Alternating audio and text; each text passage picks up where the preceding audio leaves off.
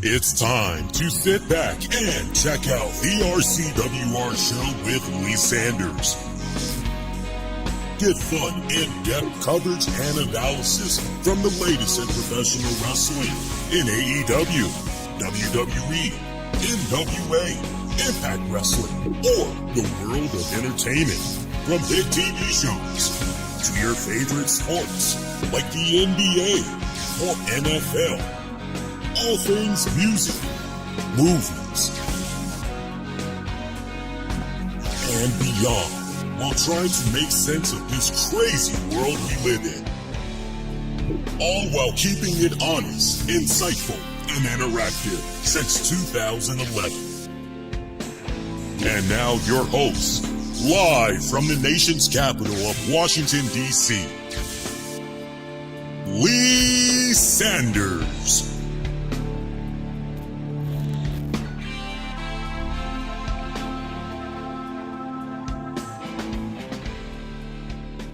Hey guys, what is going on? Lee Sanders back with you all for this Monday night edition of the RCWR show, March 9th, 2026. Minutes removed from an all-new Monday Night Raw.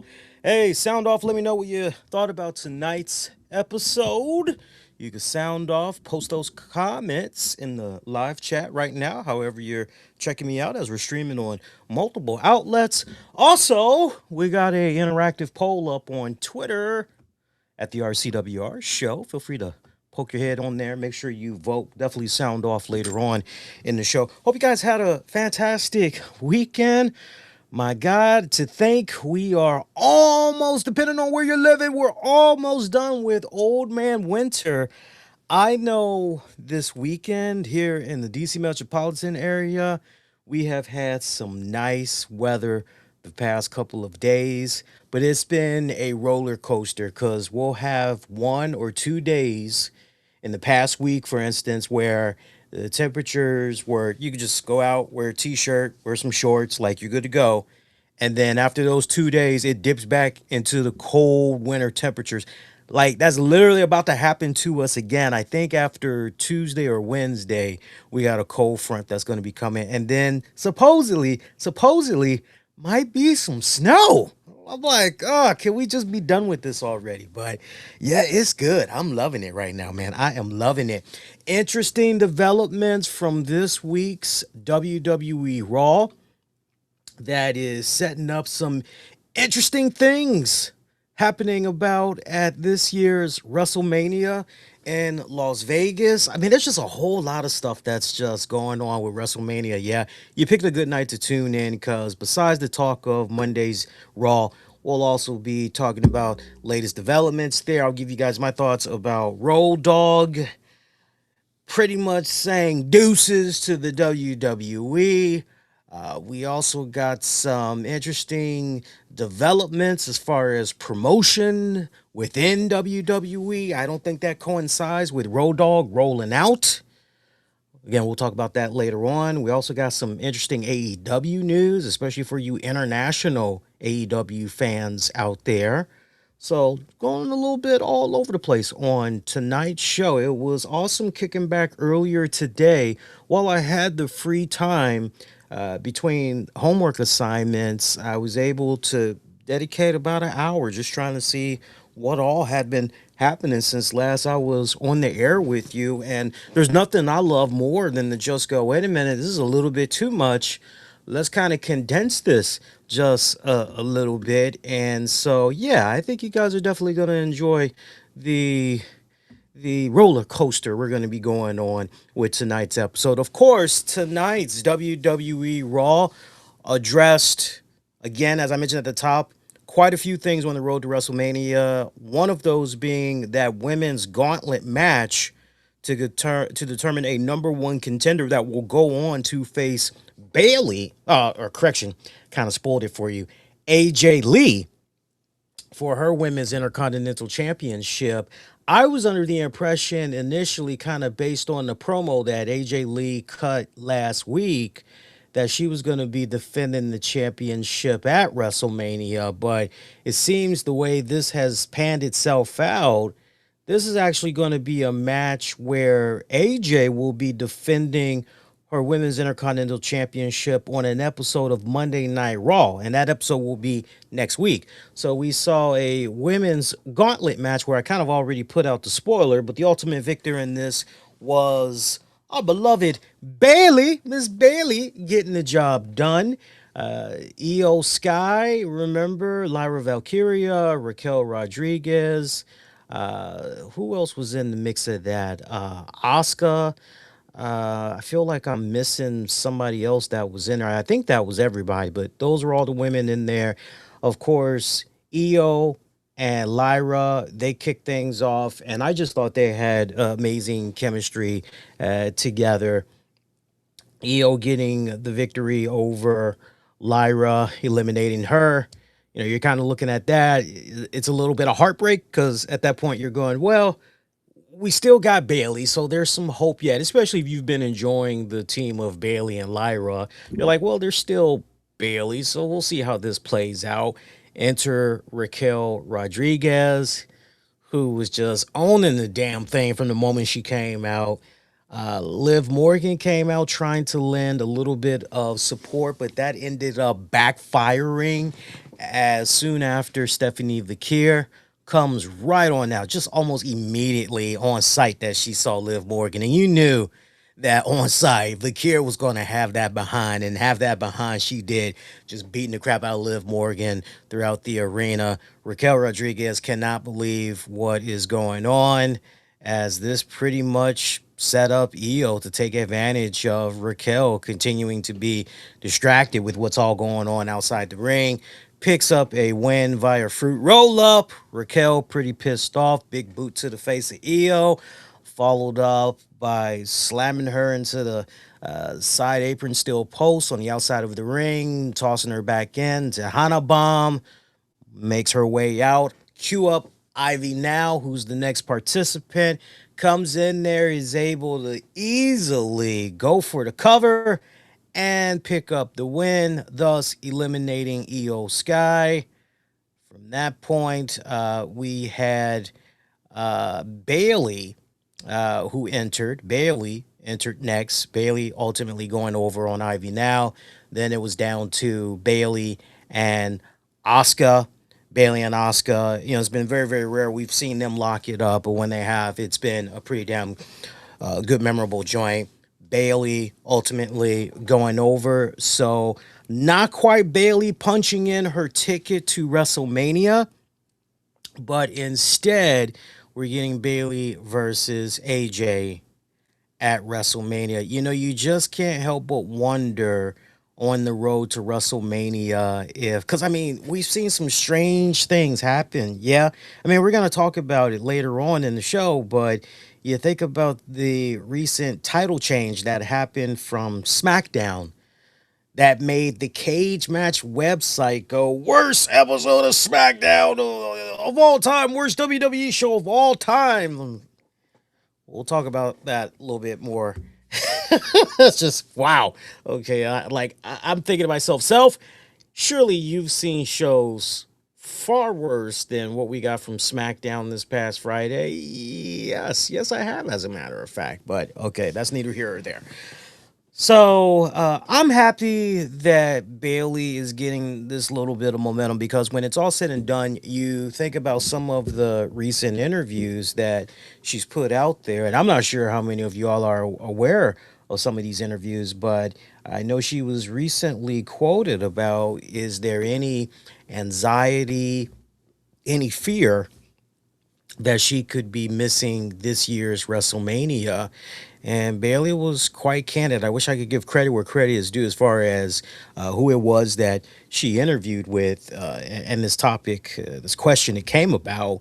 But Bailey basically said it's not so much anxious, I'm paraphrasing here, but she was more along the lines of, you know, it would just really suck if somehow me and Lyra weren't able to make it to this year's WrestleMania, because we had been putting in the work with our respective story arc and everything, and it's just kind of been a little ice cold and everything. So hopefully something picks up and we can have some type of involvement WrestleMania weekend. My fingers are crossed. I don't know if it was in the same interview that Bailey gave, but she also had put out a really damn good idea that honestly I hope WWE seriously entertains, which is in the interview she said that she would love the opportunity now that WWE has these great partnerships.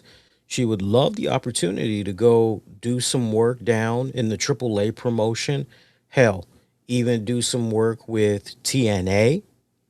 She wouldn't even mind doing a little something with NXT, but she's eyeing the hell out of TNA. And she talked about how for years she's been a big fan of TNA wrestling. And now that they have this great partnership, WWE and TNA, now more than ever, why not pull the trigger? And Bailey does a little something. And, quite honestly, yeah, she makes a very damn good point, which is if WWE is kind of not really gonna then why not? But then to kind of be devil's advocate a little bit, it's almost kind of one of those, okay, well, that may benefit Bailey to a large extent, but how does WWE truly benefit from it? Well, I think if WWE is kind of looking at that latter portion, maybe one of the ways they could look at having Bailey work with TNA Wrestling is okay, so who do we see potentially that maybe when their contract comes up, maybe we can kind of have them come to us and not necessarily re-up with TNA Wrestling. And you could kind of look at it from that standpoint, kind of similar to what happened there with Joe Hendry, right? You could kind of do a little situation like that, or maybe with Jordan Grace. I mean, you could definitely do it like that, but the real question is that something that WWE even wants to entertain? I mean, we could be here all night doing some amazing fantasy booking with Bailey in TNA Wrestling. I mean, my God, just some of the segments alone involving Bailey and the Ash by Elegance brand. I mean, that'd be some pretty, nice little back and forth right there. If you want to do something with Bailey and Daria Ray and a little back and forth with those two, you could definitely go that route. So I mean, you got some options, or Bailey and what is her name now? It's not Cora Jade. I'm losing track of what she's calling herself now down there in TNA. Alana Black. And you could do something with her. I mean, you got some interesting combinations. And then Mickey James keeps, just when we think we've seen the last of Mickey James keeps popping up. So there's definitely like some options there. But if you're WWE, it's kind of one of those, what's truly the payoff? And then is the risk worth, is it worth it, right?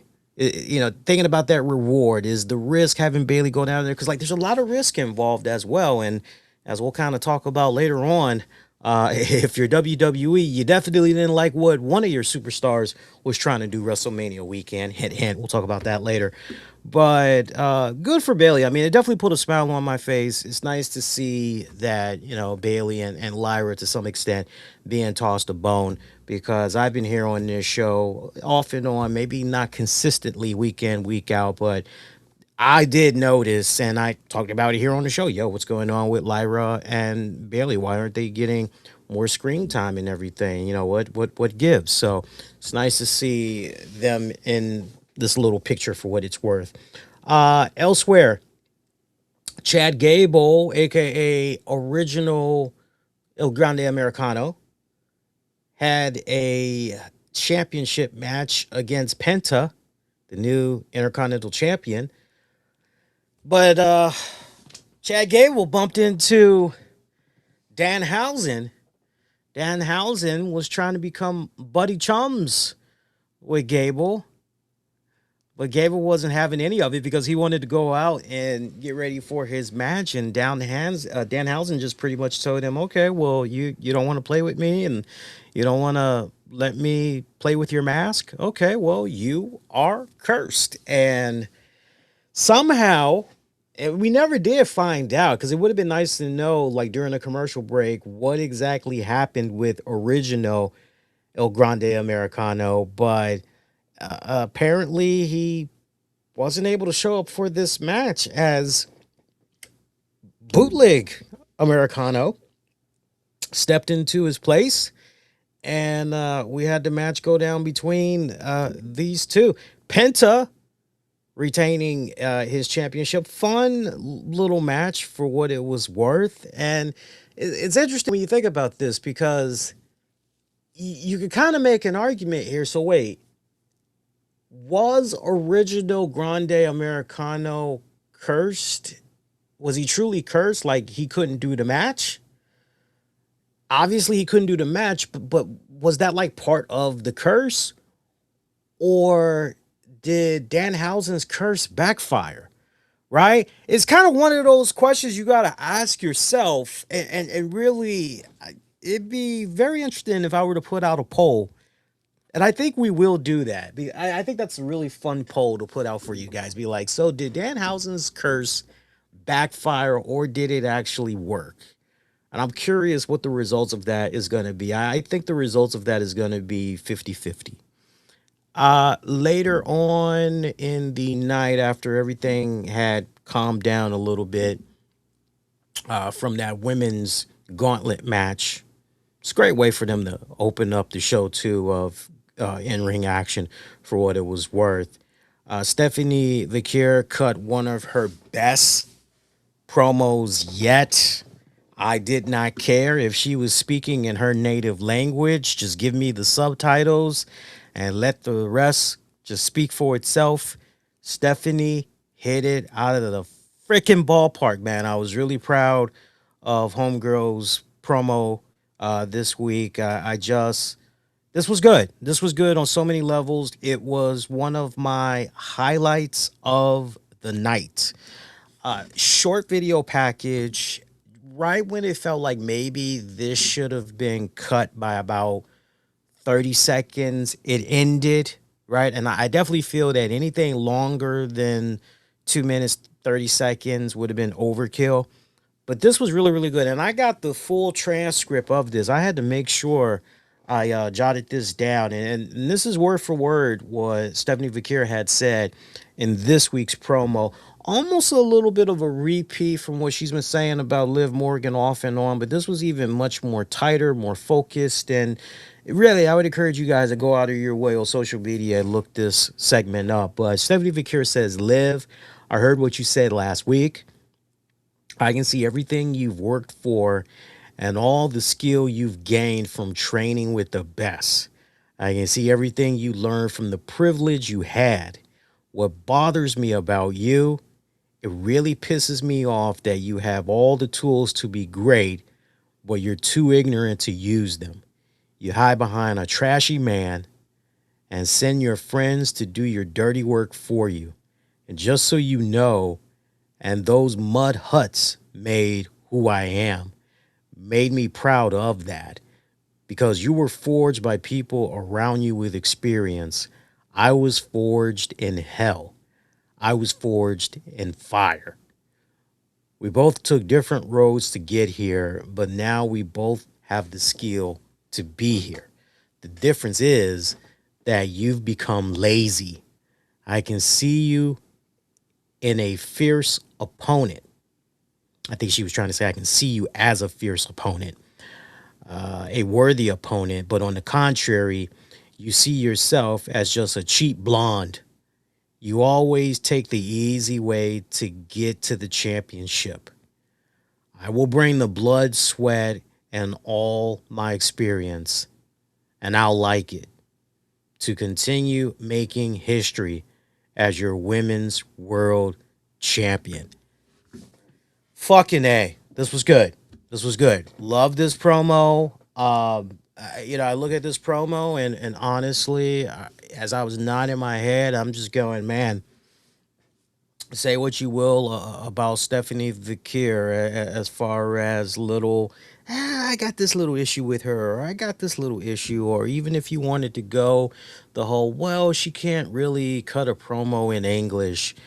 Look, Give me this Stephanie Vickier 7 days a week, cutting promos in her native language, and she is better than a vast majority of the women on the roster. That's the honest truth. There's only but a handful of women that can essentially hang with her. Tell me I'm lying. Tell me I'm lying. This was good. This was really, really good. So, love this. She hit it out of the park. I need to see more like this from Stephanie Vickier for what it's worth. Need to see more of that. Speaking of always hiding behind and all that little interesting stuff, nice little segue. Dominic Mysterio, because right when this promo was over, Liv and the rest of Judgment Day, they were watching this on a monitor, and Liv was pretty white hot. Dominic says he's going to make his way to the ring because he's got some stuff he needs to get off his chest. Liv wants to know if she could tag along, and he's like, yeah, sure, come on. So Dom comes on out, pretty pissed off that he lost that Intercontinental Championship. He feels he should get a rematch for the championship. And he also demands for Finn Balor to come out because Finn Balor owes him an apology, basically for costing him the Intercontinental Championship. He didn't want to air out the dirty laundry in public, but Finn Balor has been nowhere to be found. So cue up music of Balor. Balor comes on out there with JD McDonough. Balor apologizing to Dominic Mysterio, saying, yeah, you know, when it's all said and done, you're absolutely right. I did cost you your Intercontinental Championship. If it wasn't for me, you probably would still be the Intercontinental Champion right now. So my bad. You know, I'm sorry about that. But he tells him pretty firmly. He says, you know, Dom, you know, be perfectly honest with you, you're supposed to be going out there. You're supposed to be fighting your own battles. You want to be the greatest champion of all time. You want to be the greatest Mexican luchador of all time. Well, you know, part of that is standing on your own, fighting your own battles. And Balor talked about how when he tried taking Dom under his wing, you know, he was trying to teach him, steer him in the right direction, but it just seemed like with each week and month that passed, Dom just got ultimately set in his own ways, and now Balor truly sees that his father, Rey Mysterio, is right about him, you know, asshole or whatever. Just, you want to fill in the blank, go ahead. But Balor now sees it, and this made Dom pretty livid and everything. And you see JD McDonough, he's just looking on, and you're kind of going, oh, man, how is JD going to play in this? Is JD going to do the right thing? Is he going to side with Balor, or is he going to side with Dominic Mysterio and crew? Like, where are we going to go with this? And, you know, for WWE, to their credit, the way this segment played out, this was beautiful. Remember, we've been teasing it off and on, and it's funny because I remember a couple of times some of you guys would be like, Lee, well, what are we doing with Balor? What are we doing with Balor? And I told you guys, they're doing a slow burn cooker right here. Like, eventually it's going to implode, and there's going to be a crossroads. And I told you, I said either Dom is going to get kicked out of Judgment Day, or Balor is going to get kicked out of Judgment Day. You know, I said this months ago, and then the more I was seeing with the WWE storytelling, it seemed as though Triple H was trying to do his damnedest to reposition Finn Balor. And I said to you guys then, I said, I don't know. I said, it could be Balor on his way out. And definitely for me, I don't know about you all, but it seemed to me that Balor's fate in the Judgment Day was sealed. Very first time that CM Punk crossed paths with him in recent weeks and basically said to him, you're going to continue to do this whole Judgment Day shtick, or are you going to get back to vintage Finn Balor and everything? So kind of interesting how this played out and everything. But yeah, Finn had said to Dom, look, I've tried to guide you for the past 2 years, and just pause on that one. Holy sh! It's been 2 years since we've been watching the Judgment Day running around. That is insane, really, really. But the more Finn has helped him, the more he realizes that Rey Mysterio is right. He's just you know, and I'll let you fill in the blank. Dom ends up shoving Finn. Finn connects with a Pele kick. JD tries to pull Finn off of Dom, and then Finn connects with a sling blade on Dominic Mysterio. JD clotheslines Finn. From there, JD, Liv, Raquel, they're all beating the holy crap out of Finn Balor. Nobody coming out there to help Finn Balor. Kind of understandable, right? Since Judgment Day was running roughshod and all that, over a 2 year period. It's understandable. It's understandable. Everything pretty much ended with JD holding a chair on Finn's body, Dom going up top, connects with a frog splash, and then afterwards, Dom puts a foreign object in his shoe, in his sneaker. Yeah, that actually happened before the frog splash on the top turnbuckle. Dom ended up putting a metal foreign object in his sneaker, hitting a 619. Then JD setting the steel chair over the chest, body of Finn Balor. Dom going to the top, frog splash, boom, laid him out. It's beautiful. Beautiful. I love this. I love this on so many levels. If you're a Finn Balor fan, you were quietly, pleasantly nodding your head at this and going, fuck yeah. Especially if you're like me and you've been such a big Balor fan for so many years and you're like, yo, can we see this guy get back to good? This guy is so much more than what's being given to him. If I remember correctly, I believe, if not last week's show, it was the week before I was on here and I said, look, if you would have given me the Finn Balor from, X amount of years ago when we first saw him come up on the main roster and try to tell me in 2026, we're going to take this version of Finn Balor and try to push him to the moon or whatever, I'd be like, I don't know. I don't know about that. But there's just something different about this version of Finn Balor that's running around. I don't know if it's like a father time thing, because it just feels to me, you all can sound off, but it just feels to me that with time and experience, Balor has become more grittier. At the same time, he has become more of a character rather than always relying on theatrics, right? Let's be honest, because as cool as it is to see him when he does the whole demon stuff and all that, you take away the demon and there really wasn't anything there personality-wise. Notice I haven't taken any shots at the wrestling because Balor is always on fucking point when it comes to the wrestling.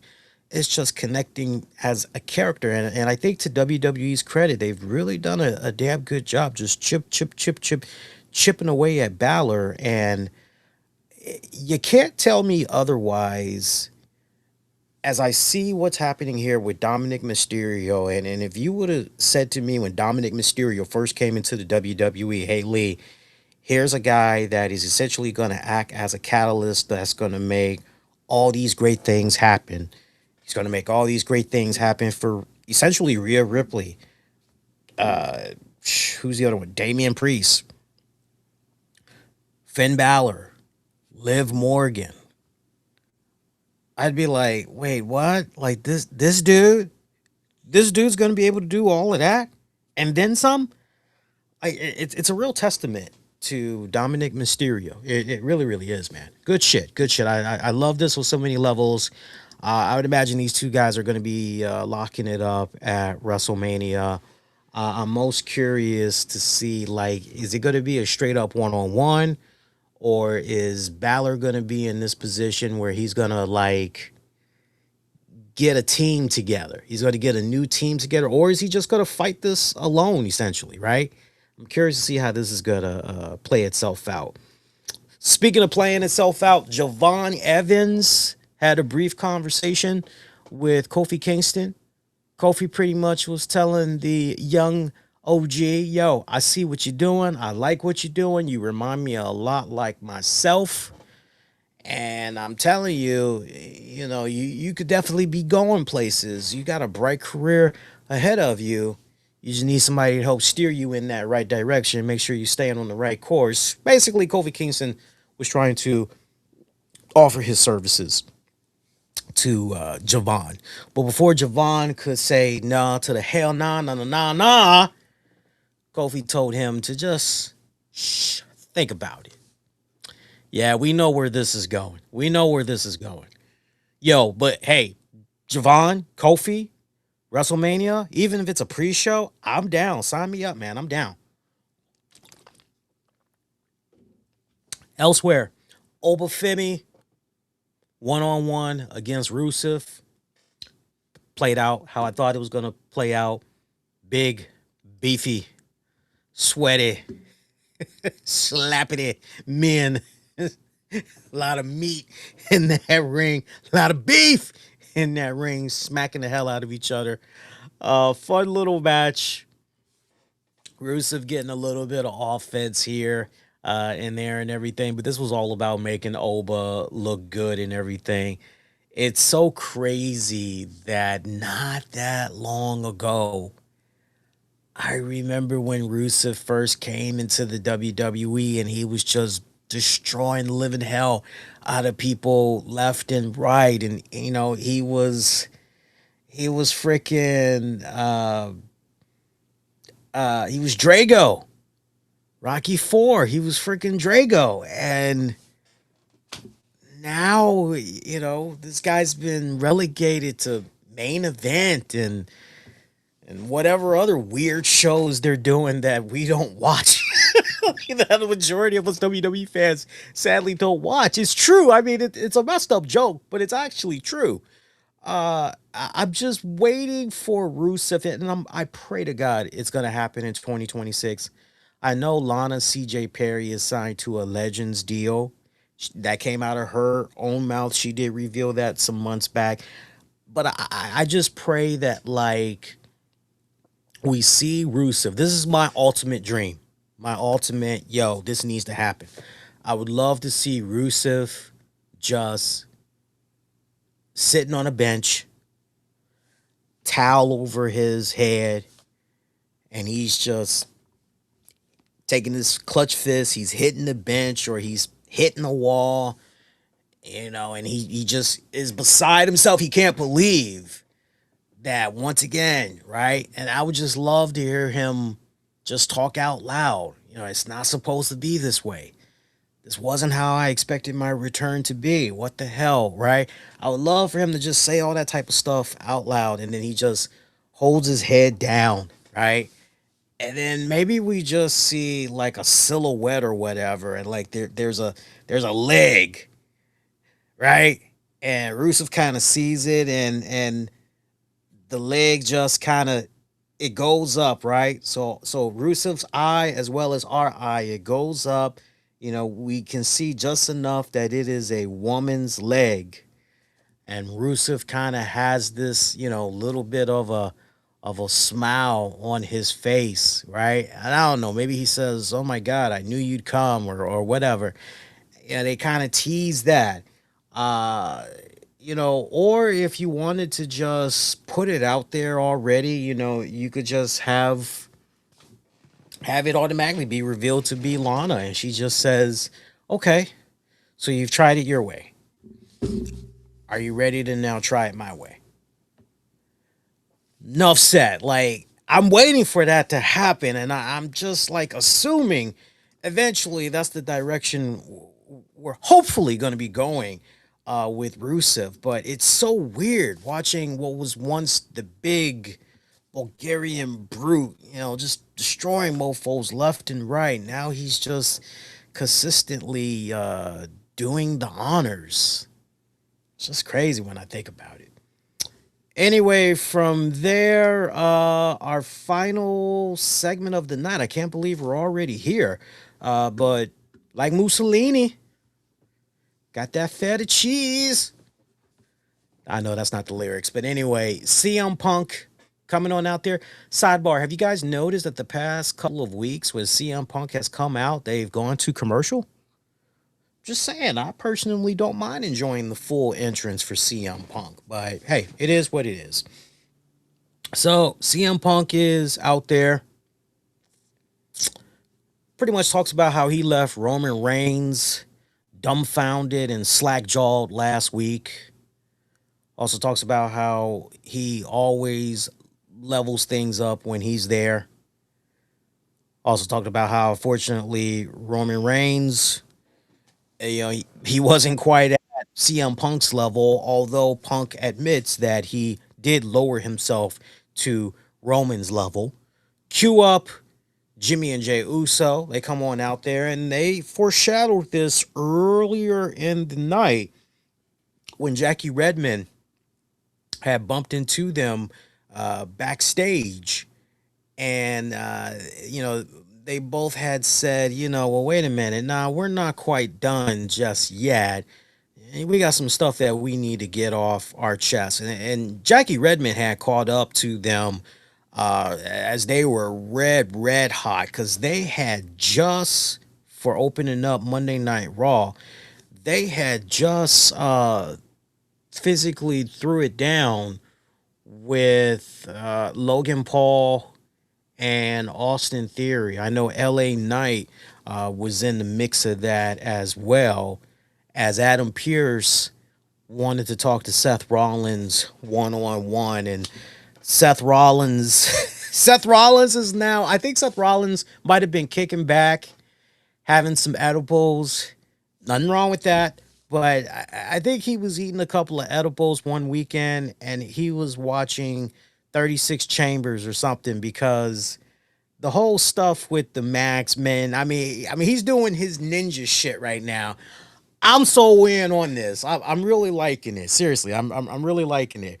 But yeah, Seth Rollins has all his little ninjas pop up, and right when he reveals himself to Adam Pearce, that's when Logan Paul and Austin Theory came on out there, and Logan Paul and them, they thought they was going to be able to get some easy pickings there on Seth Rollins, and Seth just pretty much put his mask back on. And it's almost like if Seth wasn't fucking watching 36 Chambers or some vintage martial arts movies from back in the day, he had to really been taken back by Liam Neeson's Ra's al Ghul in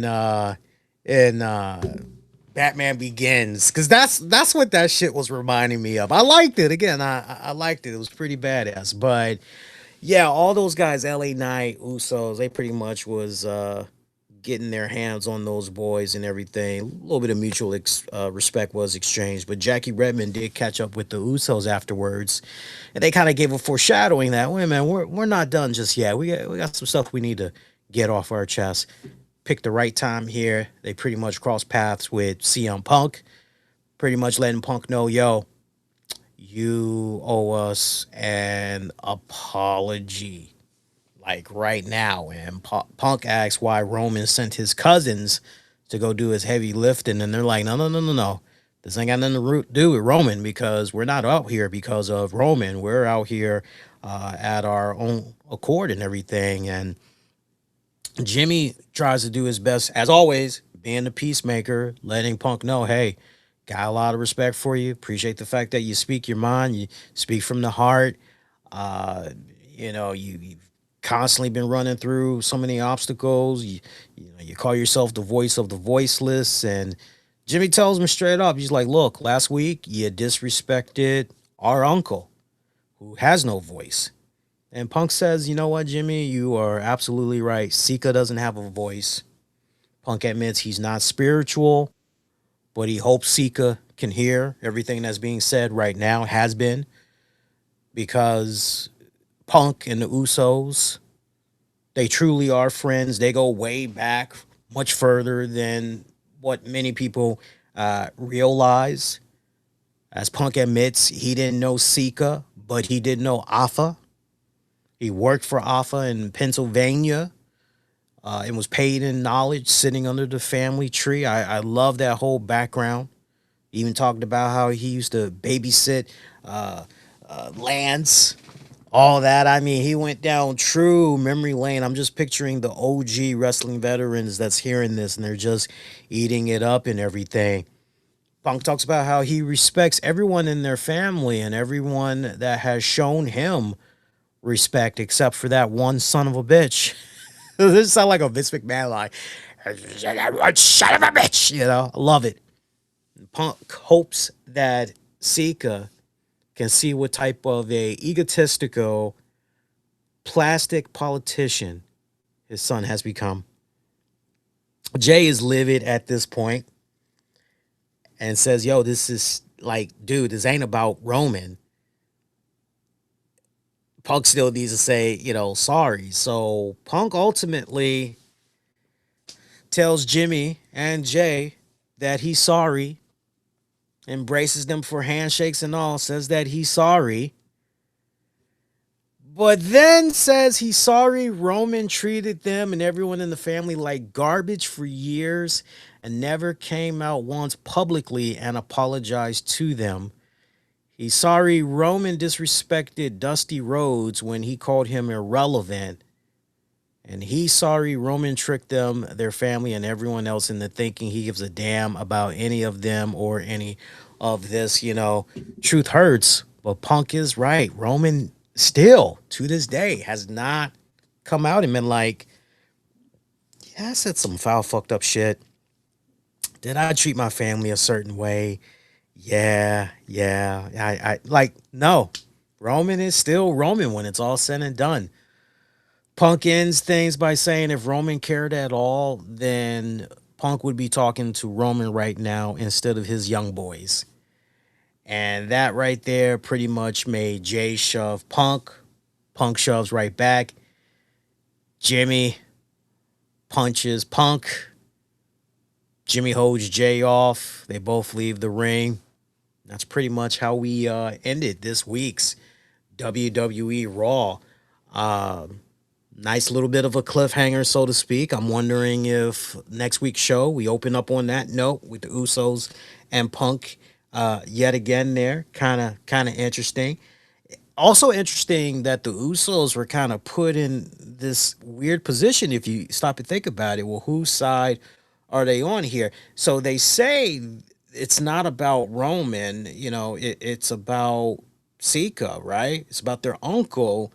And yet they're kind of caught up in the crosshairs here of this rivalry between CM Punk and Roman Reigns and everything. Judgment Day kicking out Finn Balor, the guy that essentially co-founded Judgment Day, right? But when you really stop and think about it, like seriously, Edge is the one that pretty much got everything started. And then ultimately, Finn Balor and crew kicked his ass out. And then we went through the period where ultimately Finn and them kicked out Rhea and Damian. And now Finn is finding out how it feels. Everybody hurts, right? So kind of interesting when you really stop and think about it. Solid in-ring action this week. Not too shabby. Time did go by pretty quick, right down to the point. Raw actually went off a couple of minutes early. Not too shabby of an average episode when it's all said and done. To the polls, let's go. At the RCWR show, seeing what you guys had said about this week's WWE Raw. Right now, I am seeing 16% of you gave it a thumbs down. Meanwhile, 33% of you are giving Raw this week a thumbs up. Top dog right now, 50% of you are staying in the middle. Right on. Keep the voting coming. You got 24 hours to go via Twitter at the RCWR show. Feel free to give a Follow over there as well. Say hello. Speaking of follow and saying hello, appreciate you guys that's been blowing up with the comments and the likes for the latest round of foodie reviews that's been up. So if you guys have not checked it out, we have the Papa John's pan pizza review that's up. But over the weekend, I put up a new foodie review for the McDonald's Big Arch Burger. And you guys, I think will have a fun time checking that out if you haven't done so already. But that's been picking up some steam, so go check it out when you guys get an opportunity. Also, I polled you guys wanting to know. I just happened to be looking at another poll, and I kind of wanna go there. Actually, you know what? Let's tease that, because that ties into something later on that we're going to be bringing up here on the show. For sure. I don't want to go too out of order, because I know some of you guys don't like when you look at the show notes and then you're like, wait a minute, it's not in a specific order. Like, what the hell's going on here? So we'll get to that. But we got some more WWE and wrestling related news that we can get into. I do want to talk a little bit about AEW real quick. I know right now the whole Warner Brothers Discovery and what's happening now with Paramount.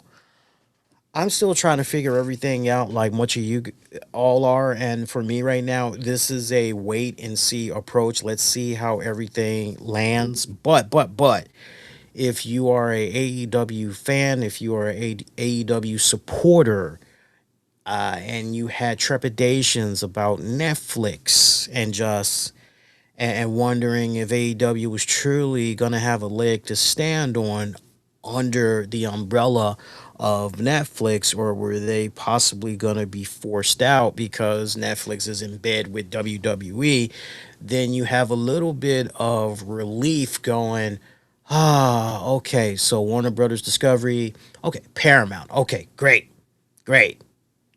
I'm cool with that, right? But it's still pretty early. I would imagine that there's so many directions that Paramount could go. Paramount could be like, look, we need you guys to go in this direction. No more blah, blah, blah about ICE. No more doing this. No more doing that. No more being outspoken about this. No, no political sides being taken whatsoever. Like, no matter what's right, wrong.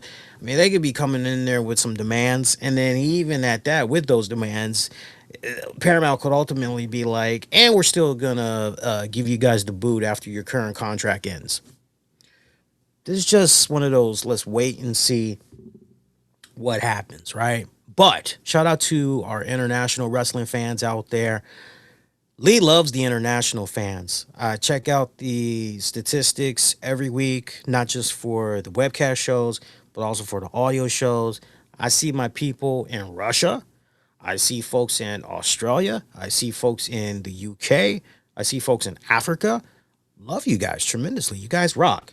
This will put a big old smile on your face. So, AEW this week, they have launched My AEW International. I don't know if you guys are aware of this, but this is definitely something you want to take advantage of. Shout out to our webcast audience. You're going to see me disappear for a little bit as I pull up the graphic on the screen for you guys. And for our audio listeners, if you want to play along, watch along, just go to the 48-minute, 55-second mark, and you'll see what is going on here. So, again, this is the My AEW International. Okay, you can find this on their website, on the AEW website. And look, this is really, really cool. So you got a free joint where you can watch AEW Fast Channel, and you get access to the AEW podcast. Okay, well, that's nice. But let's get to the meat and potatoes of like, yo, what do we really get here? So as you guys can see, for the $7.99 monthly tier, you get access to the Watch AEW Fast channel. You get access to the AEW podcast. You get access to AEW Dynamite and Collision.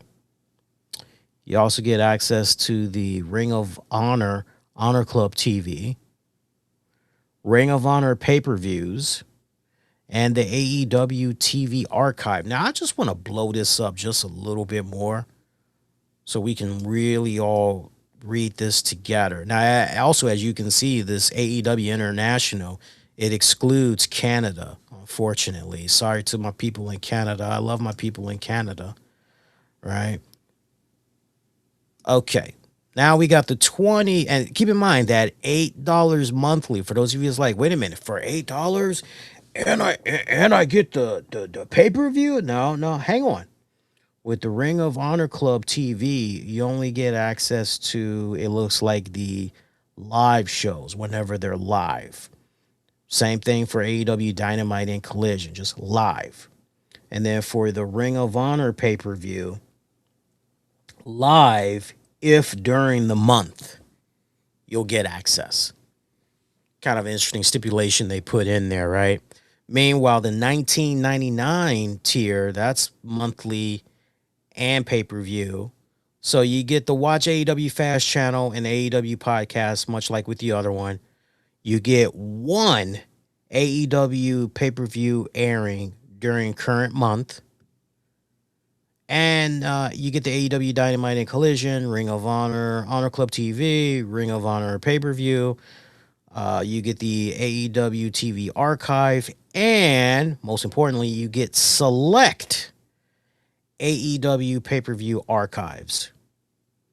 Meanwhile, for the year, which costs $119,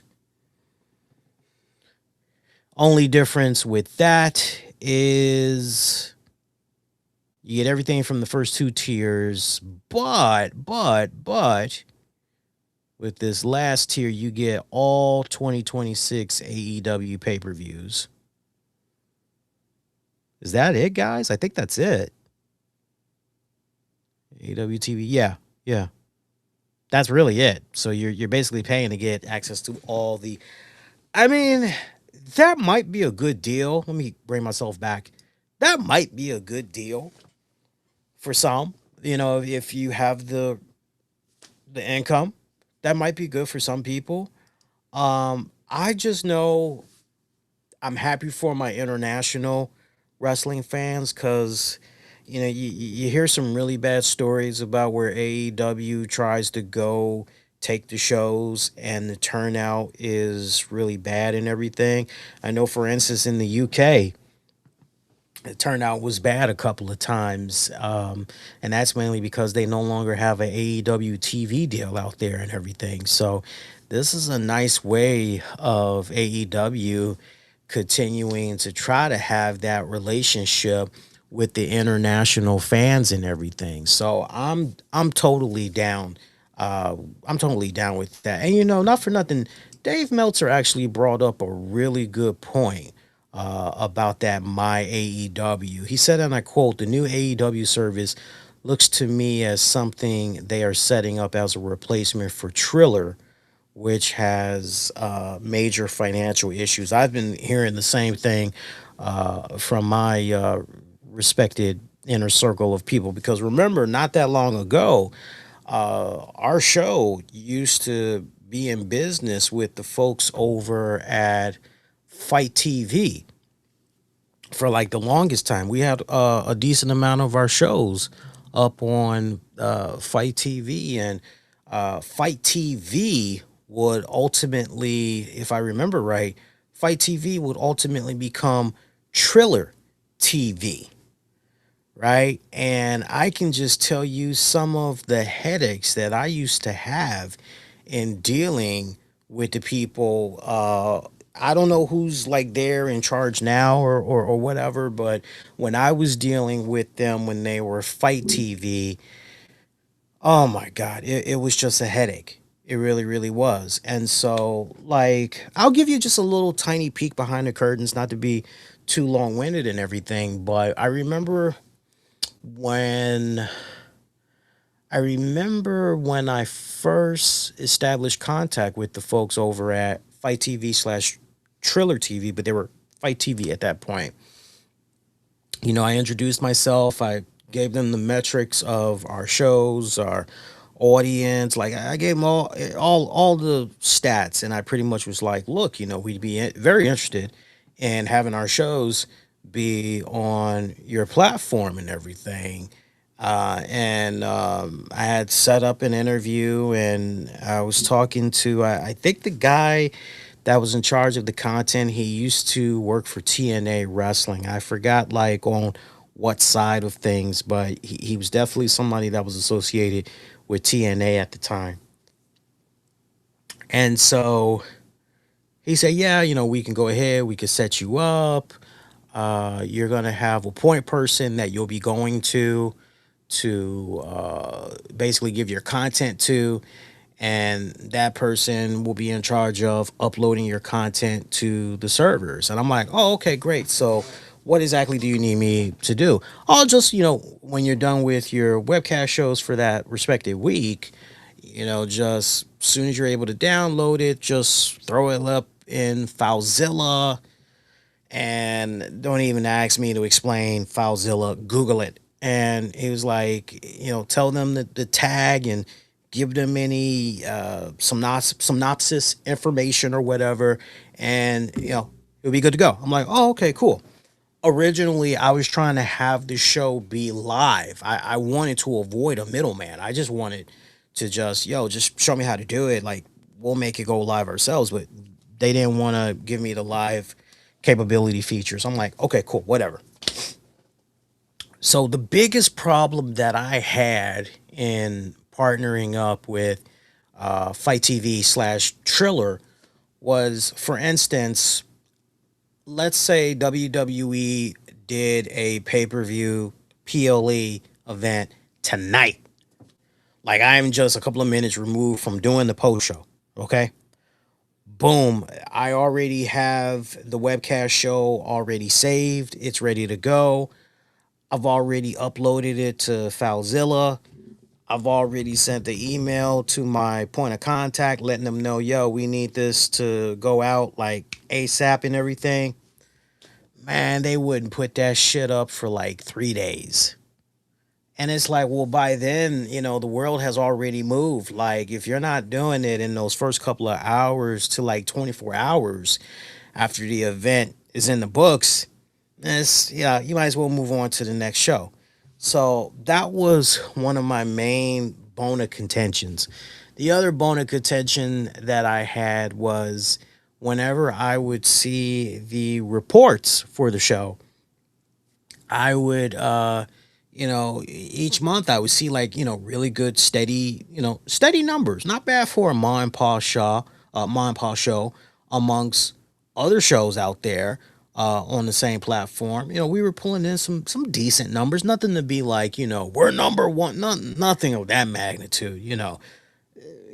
These were just modest. Like, it is what you would expect to see. You know what I'm saying? So like, out of a whole month, I would see anywhere between like 100, 200, maybe 250, but it was a gradual increase, right?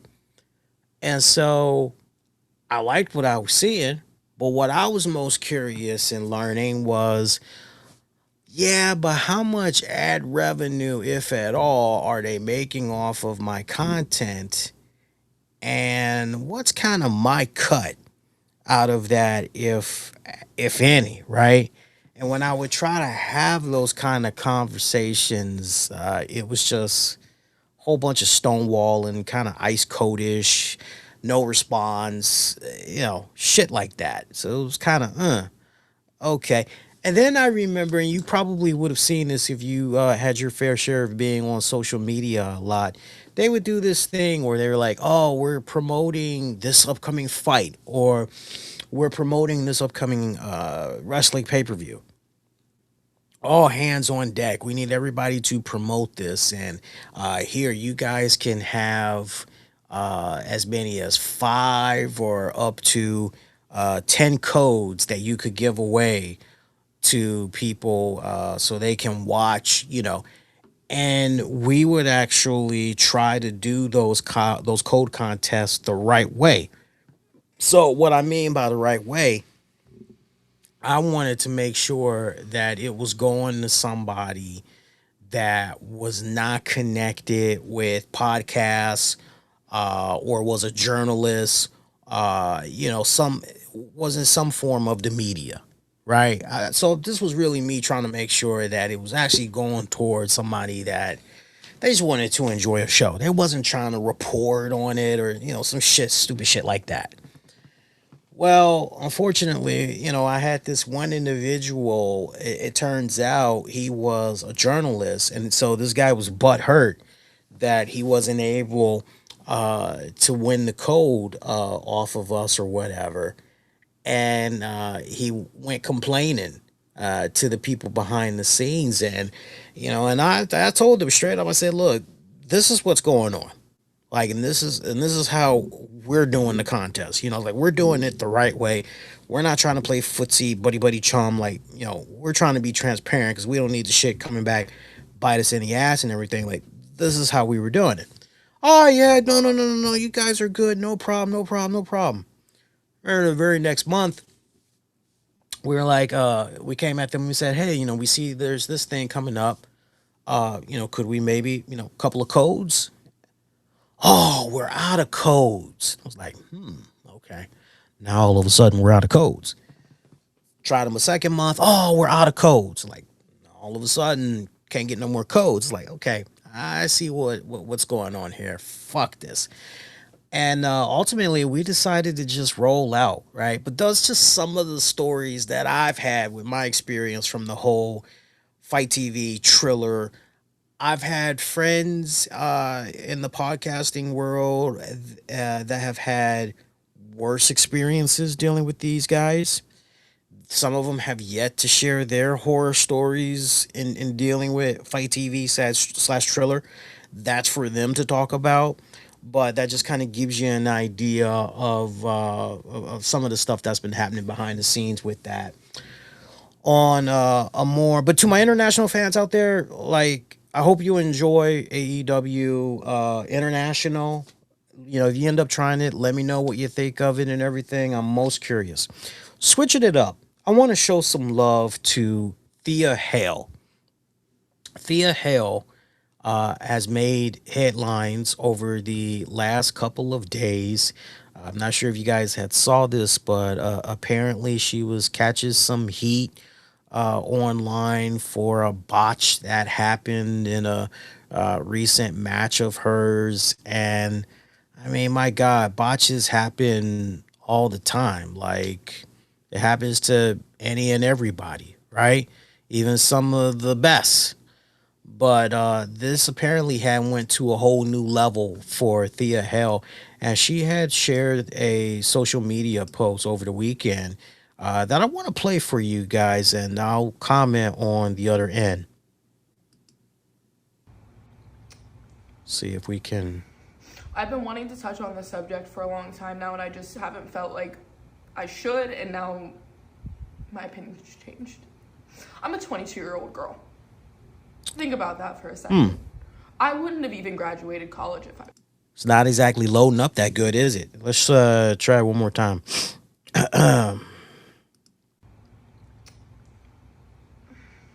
I've been wanting to touch on this subject for a long time now, and I just That's haven't weird. felt like It's not playing for some reason. and now Let's try it one more time. my opinion's changed. I'm a 22-year-old girl.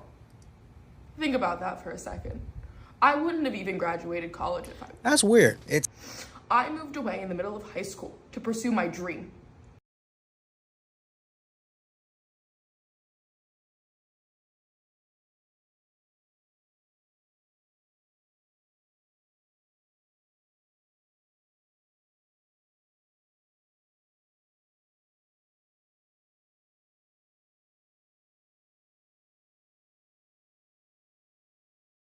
"22 years of age, and that she really wants for people to, kind of let that age sink in and everything.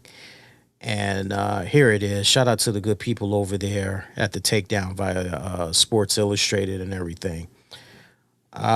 She says, I've been wanting to touch on this subject for a long time now, and I haven't felt like I should.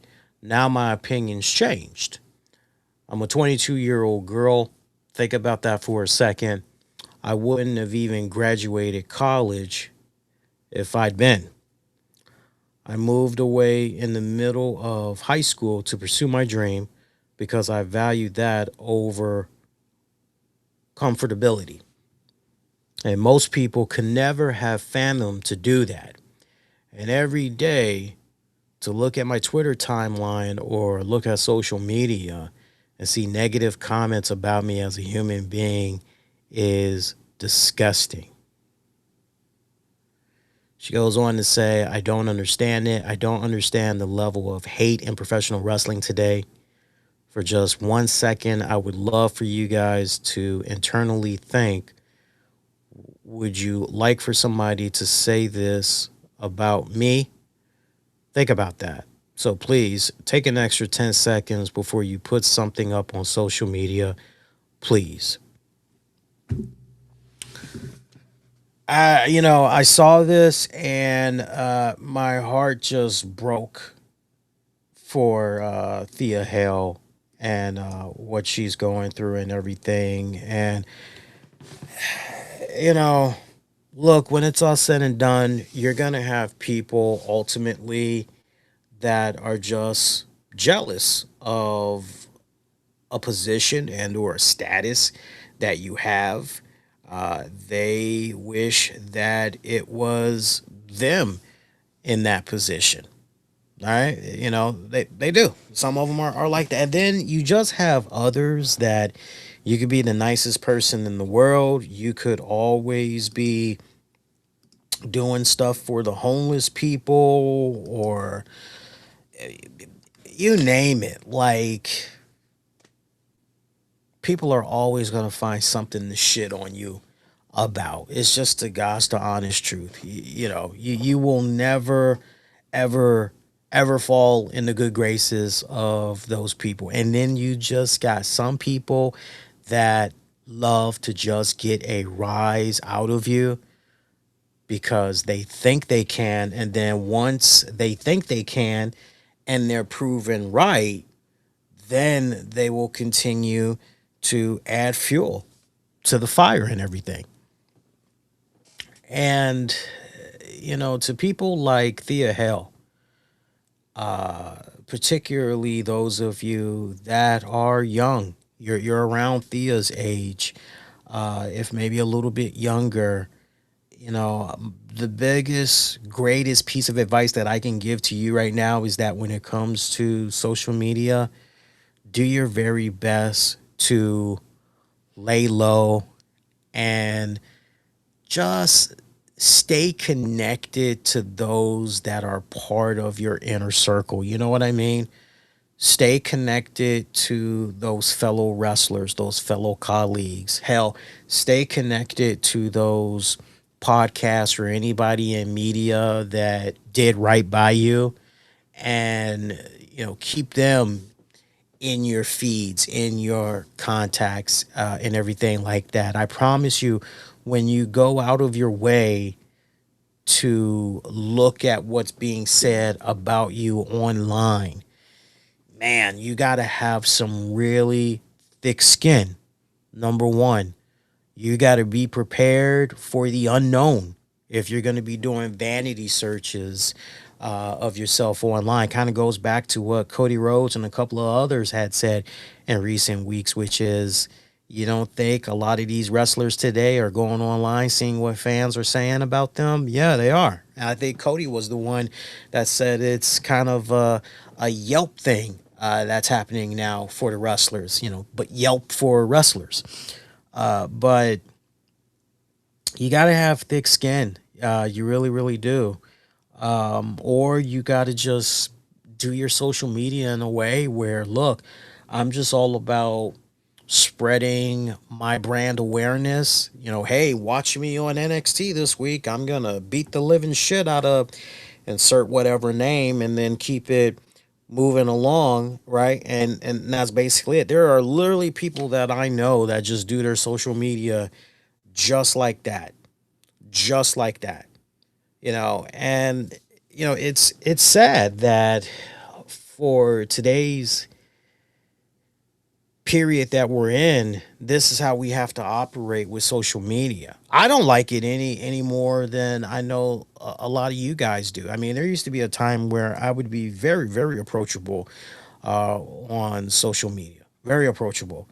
But I just started noticing a case where, like, there would be these weird interactions from a handful of individuals that just kind of changed my outlook. And wow, what a cool, powerful tool this is. I can connect with anybody from around the world and just boom, just instantly I can connect with them and like, oh wow, that's so cool and everything. And I've scaled back quite a bit purposely. And I know that there are some people that mean well. They don't mean no harm in anything, but like still, I gotta keep that guard up and everything. But for you younger people out there, you babies as I like to call you, because I'm like twice y'all's age. So for me, y'all are babies.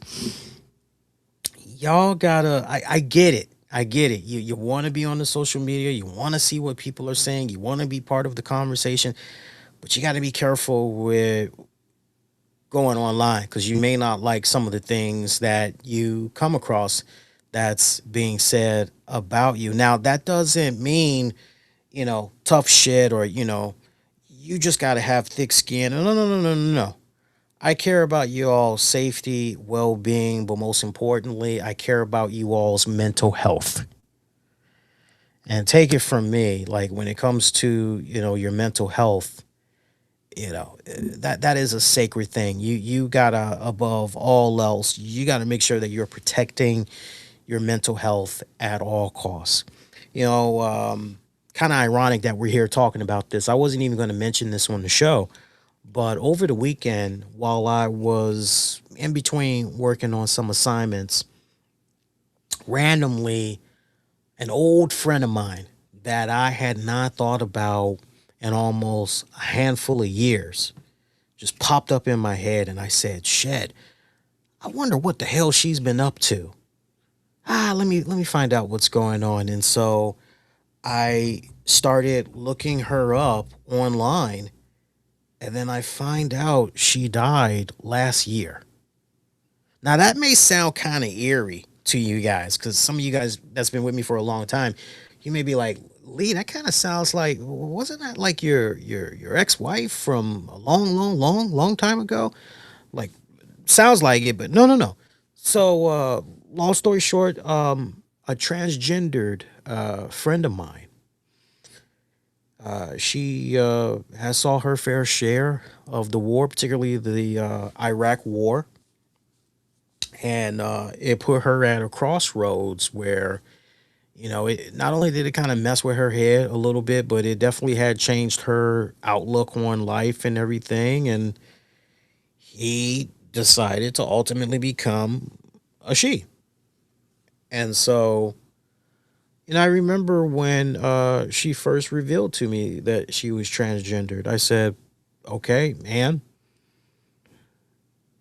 And she's like, "Oh, you don't have a problem." I was like, "No." And true story, I'll never forget, at my job, because this is how we met. We met through my job, and she didn't know that I went to bat for her until like months and months later and everything. But I'll never forget, my supervisor, her name was Alicia. Me and Alicia would talk all the time. We would talk politics, just different sides of the aisle, but like we always got along, no matter what. We always got along. So she's like, "Lee, come in the office." So I come into the office and she's like, "So I just interviewed da da da da da." And then she tells me about the transgendered person. This was in This was around 2014. And I said, okay, like, and of the people that you interviewed, who did you like the most? Oh, well, I liked, da da da. I don't want to say her name because I don't want you people looking her up. Let's call her Stacy. I was like, okay, so what's the problem? She said, well, Stacy's trans. And I go, so fucking what? Like, is she the most qualified for the position? Yeah. So what's the problem? Well, where is she gonna go use the bathroom? Well, that's her choice. If she wants to go to the men's, she can go to the men's. If she wants to go to the women's, she can go to the women's. That's her choice. Well, what if some of the people, maybe make fun of her, or well, then it's going to be your job to sit them down and put them straight. And she, Alicia's like, yeah, that's a good point. I'm like, yeah. So I guess I'm going to hire her. It's like, well, I guess so. She's like, okay, well, good talk. I knew I'd love talking to you. Like, I know. So yours truly was responsible for getting Stacy, in through the door and everything. And Stacy was cool as fuck, man. I mean, we be telling each other all kinds of crazy little funny ass stories and shit and everything. And she was a sweetheart, but she had her demons, like mental health wise. She wasn't good. There'd be a lot of stuff that she would see posted online, especially about members of the transgendered community and all that. And she would always kind of take that shit to heart. But anyway, I was telling Tams about it. I was telling the wifey about it. And I said, hun, guess who I just found out, died like last year. She's like, who? I'm like, Stacy. And she's like, oh, really? I said, yeah. And I was telling her how that made me feel, because I was starting to feel like, I wasn't really a good friend there, was I? Because, when Stacy was kind of going down that rabbit hole, I kind of really didn't want to have anything to do with that. And Stacy would always tell me about a lot of the stuff that she was reading on social media and how she would be saying her piece, and then she'd get caught up in the crosshair and all that other shit.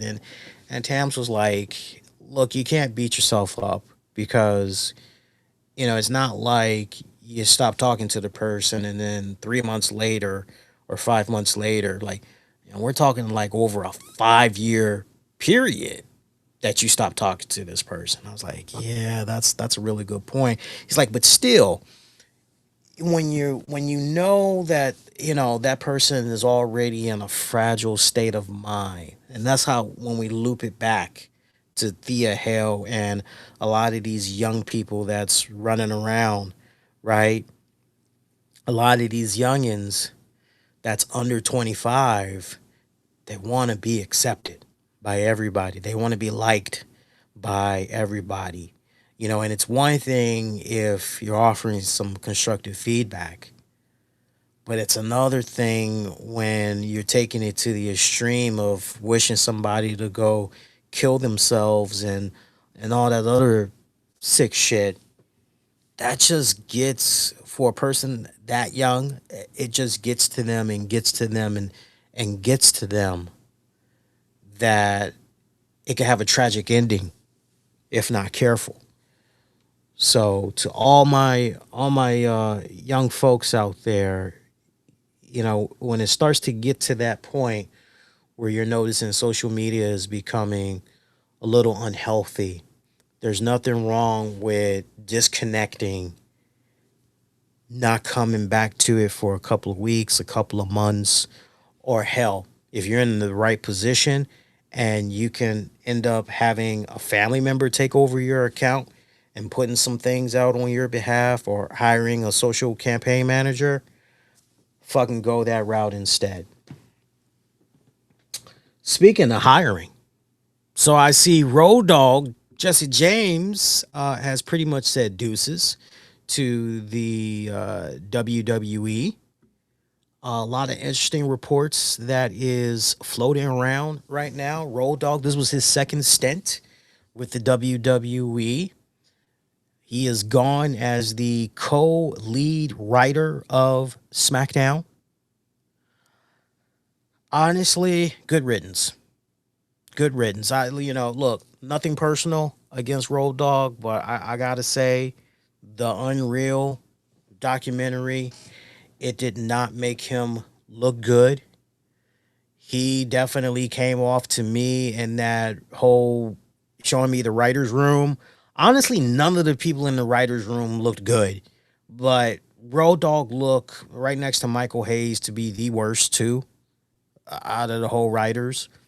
Road Dogg particularly, it's like, okay, dude, man, why are you coming off so emotional? Why are you being so defensive when like you're trying to make a point and you're getting a little bit of pushback, but not in a competitive way. It's just like a legit question that's being asked, and you're being so emotionally defensive about it. It's like, take the emotion out of it, and like a legit question is being asked here. You're kind of coming off like you're damn near about ready to throw a temper tantrum or whatever. And then when you kind of see you're not getting your way, all of a sudden you just defensively, you just shut down. That's what I was noticing of Road Dogg from this, particularly from this newest season of Unreal on Netflix. And it just made me go, yeah, I don't think I really want to have you fighting for me in the writer's room. Not if it's gonna be like that. Like, seriously, dude, I'm good. Thank you very much.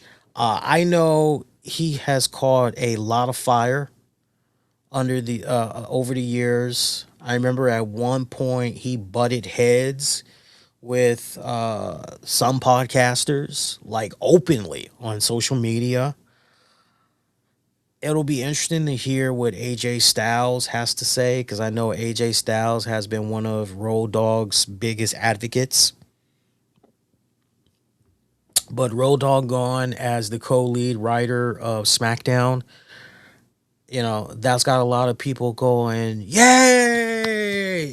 And it's like, yeah, well, you can go yay all you want, but the proof is in the pudding as far as if the quality of the writing, the creative direction on that show is going to be even better, or if it's essentially going to be business as usual. Only time is really going to tell, because when it's all said and done, let's not forget, whether it's the Raw show or it's the SmackDown show, you could be a co-lead writer all you want, but the overall guy that's got the top billing, the buck stops with him. It is Triple H, Paul Levesque. So does this create a situation where somebody else steps into Road Dogg's role, or it just remains a position not filled and they're running with who they have that's in there? All that pretty much, it remains to be seen. But when I look at SmackDown is struggling right now on so many fronts. SmackDown, for me, of all the wrestling shows that's out there, and I still watch them all quietly, off and on, all throughout the week. I watch my TNA, I watch my AEW, I watch my WWE, all things under the WWE umbrella. I watch my AAA. I'll even slide in there an episode of Wild Women of Wrestling here and there. I'll even check that out. I'll even dip my head and check out some JCW. I'll watch some NWA. I'll watch some New Japan. SmackDown has become a unwatchable show for me. Used to be a time where I'd be very excited to watch SmackDown. Now I go, not when it's live. I'll watch it after the fucking joint is off the air, and then I can fast forward. I'll watch it then. But it has totally become unwatchable. And here's the kicker to SmackDown.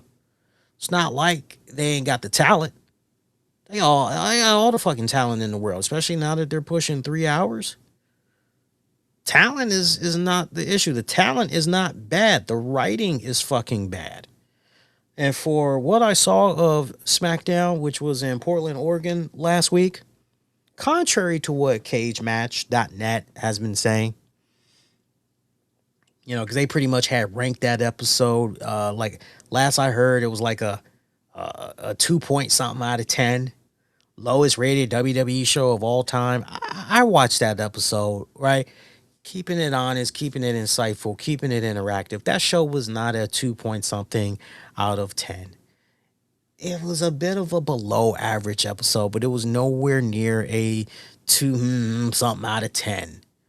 Where a lot of the disdain and all that is basically coming from is the fact that Cody Rhodes has become a WWE champion yet again. And you have people that feel as though, oh God, we're getting this guy shoved down our throat yet again. It's the Cody show yet again. You got some people that feel Cody Rhodes did not need to win the championship. He was fine just on his own and everything. I kind of get things from a business standpoint, but there is a part of me that goes, man, maybe it should have been Drew McIntyre and Cody at WrestleMania. Maybe that's the route that should have been taken all along here. Like what the hell? I'm very perplexed. I really am. Normally you would catch me in a defining, this is the side that I'm on. But even I'm kind of a little bit speechless looking at this because it almost comes off reactionary. Because as long as I've been watching the WWE product, and it goes way back to the early 80s, when WWE, the powers that be, when they've got their mind set, no, this is the direction that we're going, and we're not going to deter from that. We're not going to have any knee-jerk reaction type of bullshit. This is what we're doing. I've never seen them shake things up the way that they are currently shaking things up so damn close to WrestleMania that it almost feeds into the reports that you're seeing online about ESPN and WWE. They're having the clashing of minds and everything in regards to the WWE, WrestleMania and their current deal and yada, yada, yada. Really just kind of make you take a step back and just go, is there any credence to this? And then you think about the low ticket sales for WrestleMania 42. That's continuing to be an issue and everything. They got to do something with SmackDown, though. And they got to do something with the quickness. Sincerely, they got to do something with the quickness. Happy trails to Road Dogg. WWE also happened to promote a senior writer to a new leadership role amidst these creative changes. Congratulations are in order to Alexandria Williams, who's been promoted to vice president and lead writer of WWE Raw.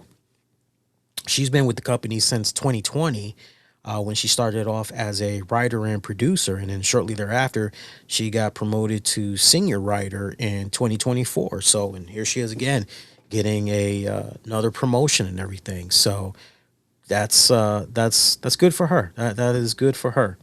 Also, speedy recovery to Jordan Grace, who got injured during a main event taping, and she had a match against Alba Fire for the first time in like her over 16-year wrestling career. Hell of a streak. She's never been injured, like significantly injured. Now she's got this little ankle thing that's going on, so no telling how long she's going to be out, but speedy recovery to her. We were talking about jobs and everything. Shout out to AJ Styles. AJ Styles had recently appeared on the Phenomenally Retro podcast to talk about his new duties in the WWE. He basically talked about how he is now checking out talent. That's part of his job with WWE now. He's basically looking for talent, seeing if he might be able to do anything for them, kind of somehow serve as that gateway, that bridge to WWE and everything, offering up if there's something he can do to help make them better, move things along for them, maybe be that bridge to WWE ID or NXT, the Performance Center, or even the flagship shows. If he could somehow be in that position where he can facilitate for those things to happen, then so be it. So pretty cool, pretty cool to see that he's not going that far. I love that. Also, I can't wait, by the way, to see him in his Hall of Fame. It looks like at this point, unless WWE is going to be naming one or two more people that's going to be going into the WWE Hall of Fame, kind of seems like, other than AJ Styles, Stephanie McMahon, and Demolition, like, this is pretty much going to be it. And if it is going to be it, like, I'm okay with that. Like, seriously, I am okay with that. Just as much as I'm okay with Drew McIntyre and Jacob Fatu beating the holy shit out of each other at WrestleMania. I think that's going to be a dark horse match of the night. I think it's going to be a sleeper hit match of the night that's going to have a lot of people going, you know what? That was actually a really damn good match. So I know those boys will definitely deliver. I told you guys a long time ago, Drew McIntyre, he will become a WWE champion. I think I said a couple of years ago, Drew McIntyre will be a WWE champion at least 3 more times before he's done with the WWE. What just went down was one of those 3 times, as far as I'm concerned. So there'll be more. There'll be more down the pipeline. Don't worry about Drew. Got some interesting Logan Paul news. Logan Paul trending on social media, all for the wrong reasons here. So you guys might have heard about this, but if you haven't, buckle up. Pretty sure we'll be able to show this video without any issues. So Logan Paul, I guess, was on a live stream, and he was talking about how he pretty much had, like, I guess he facilitated this deal where he was going to fight a ex-NFL player for $1 million. He was going to do a boxing joint with them, a boxing match. And WWE called him to pretty much let him know, yeah, Holmes, that match, that ain't happening. Let's see if we can get this audio clip to play. We were having issues with the Thea Hail audio earlier. Hopefully this Logan Paul clip plays. I think it's about 1:37 long. So let's see how this goes. What's up, Chris? There's a big time call. Stop. Why? Can I ask why? Well, I mean, one, we don't want you to get injured. Bro, I'm not gonna get injured. These guys can't box. I know, but it's just unnecessary risk. Like, you don't know if you slip, you fall. I mean, you don't want to risk any No, Chris. I get it. I know you're not. We appreciate all the hype, right? Like, we get you're doing your thing. That's great. But, like, you can't have you box. You're full-time WWE. Chris! It's not, bro, it's not. Dude, these guys cannot box. They're football players. There's no risk. I'm glad you feel that way. That's why you are who you are. But we are trying to eliminate that risk and look out for you. We're in WrestleMania. We cannot be doing a boxing ring. Oh, man. Is there any way I can convince you? What if I cut you guys, what if I cut the WWE in on my winnings? Because I'm going to make $2 million in a weekend. We're good. We're good on the money. We just would prefer you not to be boxing. Hey, my loyalty's with the WWE. I'm a good independent contractor, brother. Whatever you guys need. And if you need me to shut it down, I'll do it. See you Monday. All right, see you Monday, Chris. Bosses ain't happy. Shit. I got myself into a situation. At the end of the day, I'm a WWE superstar, and my loyalty is with the WWE. If I do not have their blessing to do some extracurricular activities that are unrelated to the WWE, like boxing. As much as I would love to do it, I gotta honor my job and my commitment to my profession. I understand the perspective. I obviously don't like it. I spent like 5 to 10K drafting the contract. That sucks, bro. Bro, I had it drawn up. Oh no! Again, man. Fuck.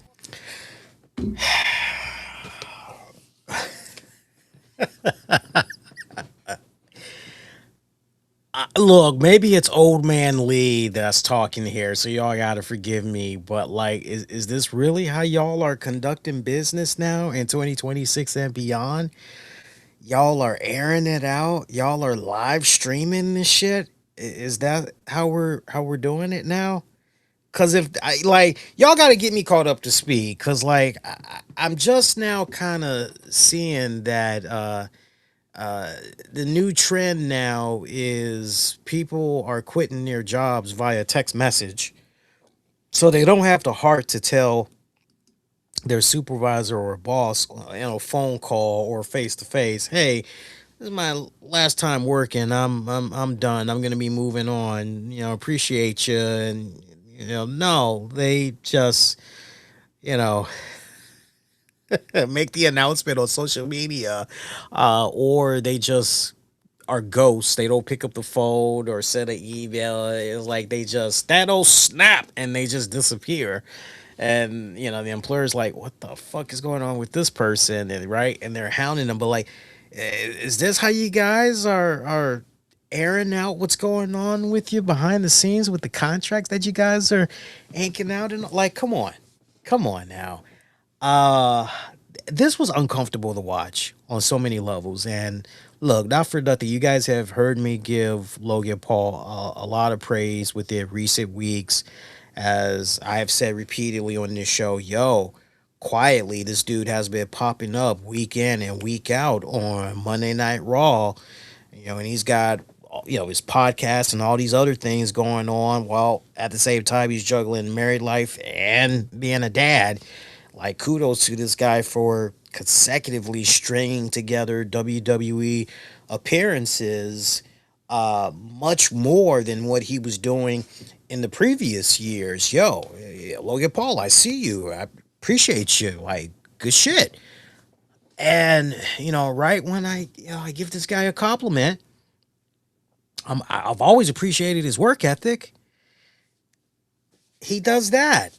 And that was just tasteless. That was just unprofessional on so many levels. I just cringe looking at that. I'm old school. Like, if I got to take care of my business, I'm not live streaming that shit. I'm not having the whole world, no. We gonna do that shit away from the cameras, away from the microphone, do it behind closed doors and everything. There's really no need to be broadcasting that, but it's out there. It's unfortunate.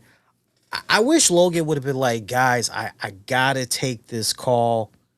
You guys gotta excuse me for a second. And maybe somebody could have just done something else. And I don't know if Logan was essentially thinking from the standpoint of, shit, let me just cover my own ass so that these guys know that this is a legit phone call and that, this ain't no scam or whatever. I don't know if what he was doing was knee-jerk reactionary or what, but hopefully it's a tactic that he does not use ever again. I mean, I would imagine that, some people may look at that and they may kind of ruffle their feathers the wrong way. Other people may, whatever. It's Logan Paul, right? Obviously, he's got the followers. He's definitely, without a shadow of a doubt, a social media influencer and all that. But I don't know. If you're a major company and you're looking for somebody to do some business with, and you see how he just aired all that out, do you really want to? I don't know. I don't know about that. But it's now out there. honestly, I get where WWE is coming from. They want to make sure that nothing weird happens to Logan Paul, since obviously they've got plans for him at WrestleMania. And we were talking about this a few weeks ago, fresh off of the Elimination Chamber post show, because you all were even like, so Logan Paul versus Seth Rollins? And I said, that's one route we could go. We could also go Logan Paul teaming up with Austin Theory to take on Seth Rollins and insert whatever name as a tag match. So obviously there's some plans with Logan Paul for WrestleMania and everything, and WWE is trying to make sure he makes it. And, you know, Logan Paul, I trust the dude. I think he's right as far as, yo, these are just some ex-NFL guys. Like, you know, come on, like, easy money. Hey, what if I cut you in on the profits, man? Like, come on. Like, I get it. I get it. And he probably is right. It's not worth the risk, though. It's not worth the risk.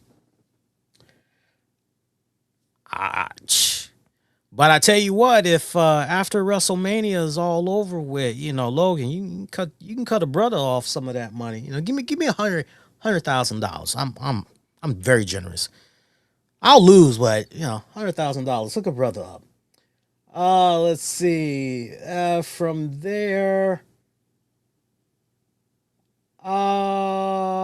AEW, they've got their Revolution pay-per-view event that's going to be coming up this weekend. Let me tell you guys how that current card is going to be looking. By the way, I did watch AEW from last week. One thing that really stood out to me, that Kevin Knight dude in the match that he had against MJF.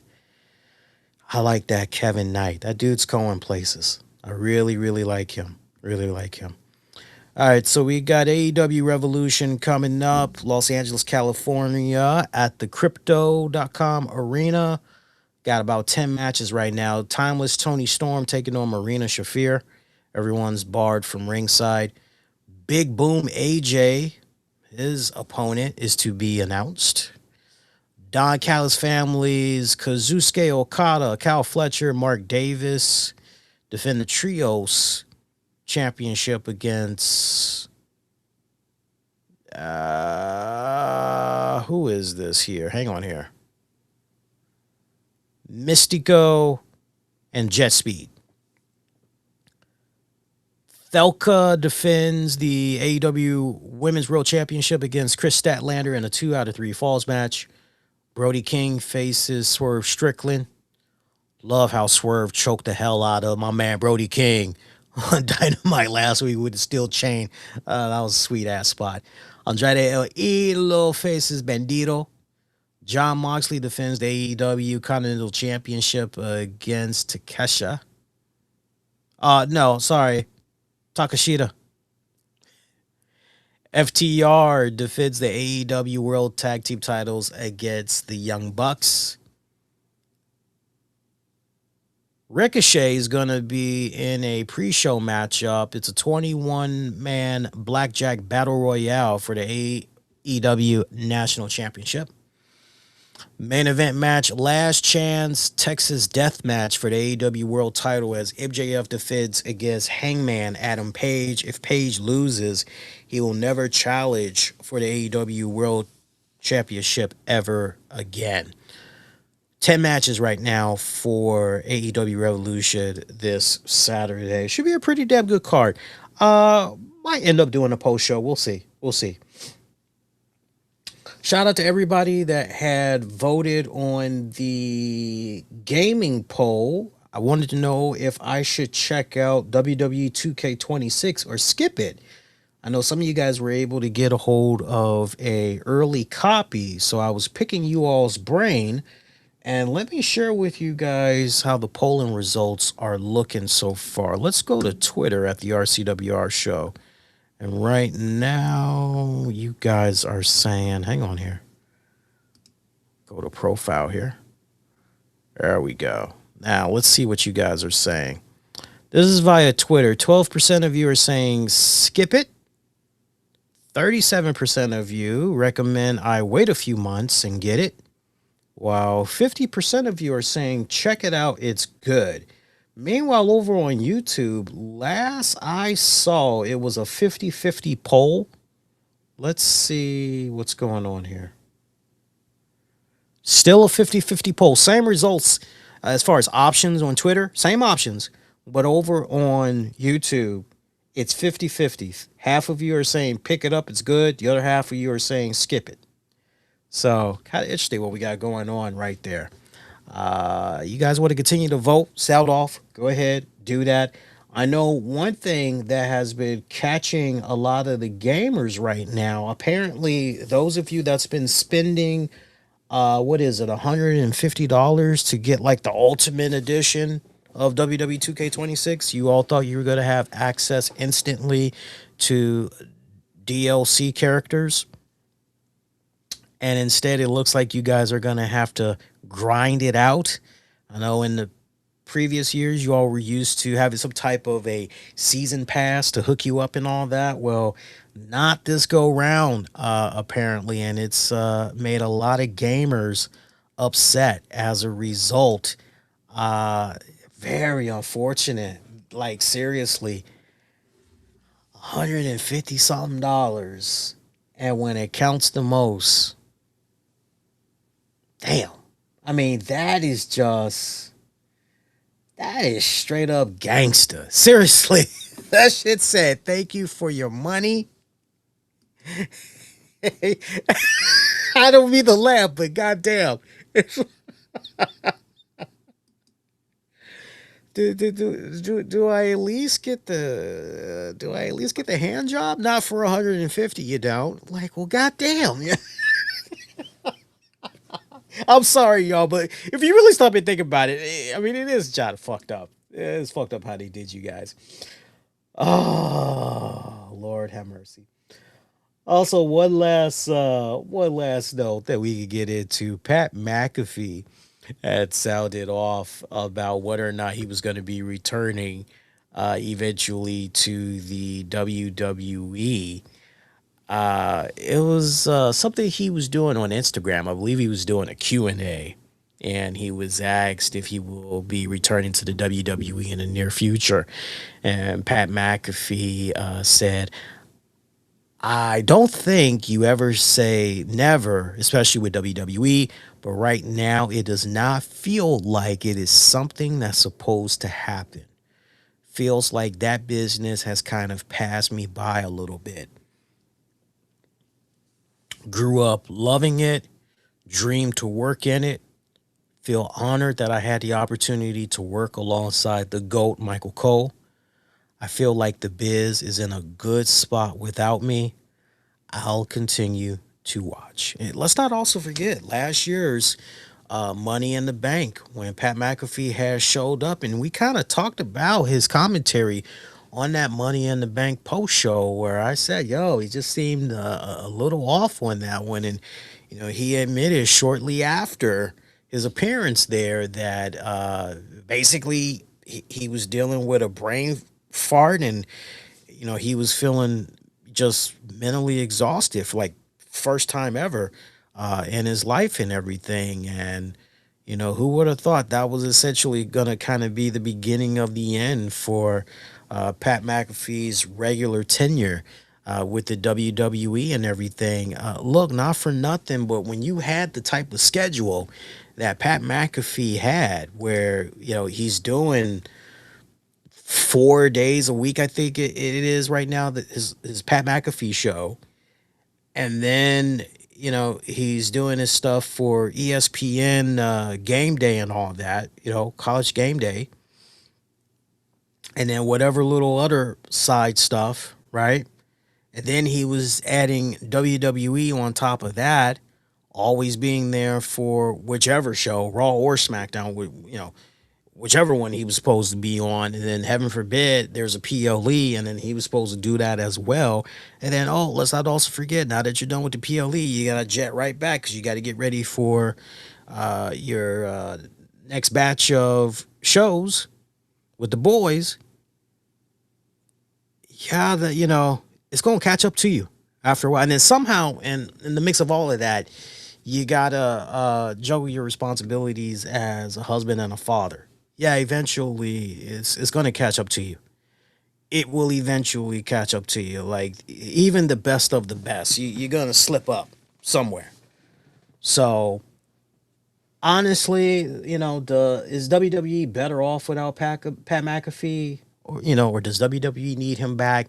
WWE's in a really good place right now. It's just not the same anymore with Pat McAfee anyway. We're never gonna get back. I don't think that Pat McAfee that we were marveled by and everything down in NXT. We're never gonna get that Pat McAfee back. That those days are long gone, right?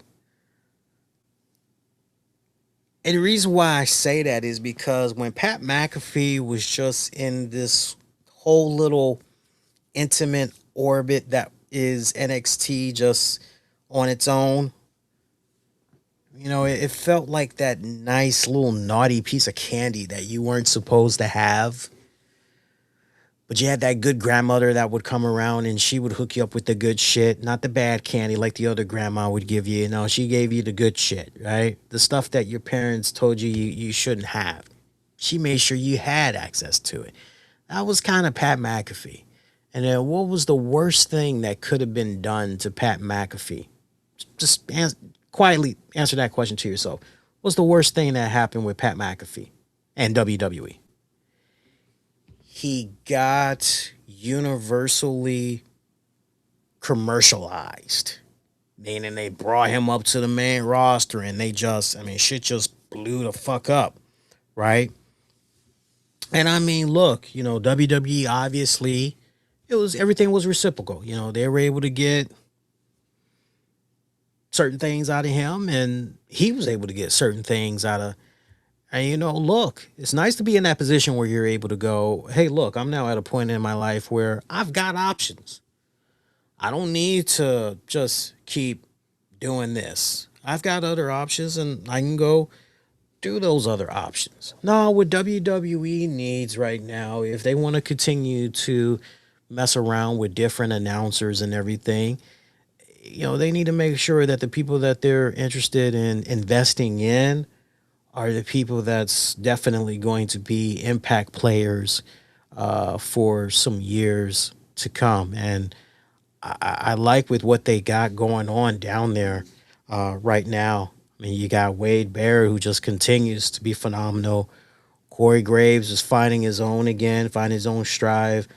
Contrary to how some people may feel about Joe Tessitore, I am still a big fan of Joe Tess. I think very highly of him. Call it hell will freeze over, but I just don't see this happening. I wish that WWE could do some stuff with Mauro Ranallo. I miss the hell out of him doing stuff in WWE. But no reason for me to hold my breath like that's not going to happen. But I do kind of hold out hope that maybe one day Taz may find his way back to the WWE, because what I would give to hear a Michael Cole and Taz commentary reunion in 2026 and beyond, I think that would just, with everything that they have been able to do on their own since, essentially separating, like Cole has stayed with the WWE system, Taz has gone and he's done his radio, he's done the podcasting, he's done TNA, and AEW, and I would just love to see, like, okay, because they were, for me, growing up, yeah, I loved Jim Ross and Jerry the King Lawler. I also loved the pairing, for what it was worth, between Joey Styles and Jerry Lawler for that hot minute. That was actually pretty good as well. But Michael Cole and Taz, they were good. They were fucking good. They were like sleeper hit good. And I know eventually we had what was it? JBL and Michael Cole. Yeah, that was good too, but I always was a sucker for Michael Cole and Taz. Oh, that was a really damn good combination. I would love to just get an idea, just close my eyes and just how would that sound in 2026? I think they would literally pick up right where they left off, which was on a good note. So, see, other than that, that is pretty much it. Let's stick a fork in it. We've done about almost an hour and 54 minutes of showtime. Hey, I want you guys to be kind. Rewind. Check out previous episodes. You might have missed on demand and on the downloads, wherever you get your podcast. Just search the RCWR show. I'm not going to say to you guys we're going to do a bonus show because my week this week is very, very hectic. I got a first exam I'm going to be taking for one of my sociology classes. So I'm kind of like cramming a whole bunch of study time for that one. And then I'm actually going to be on a video assignment. I got to do some shooting and then I got to come back home, edit that, all that. So I'm not going to say we're going to do a bonus show for you guys this week, but the weekend AEW Revolution, I think we just may end up doing a post show. We'll see. I think I'll poll you guys, see what you all are thinking, and we'll kind of take it from there, right?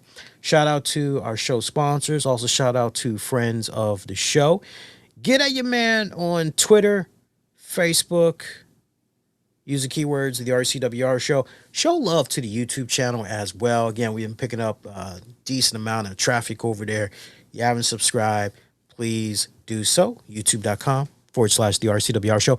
And until next go round, my pretty babies, wishing all y'all to be safe. Most importantly, be kind to one another. I'll see you all next go round. Adios.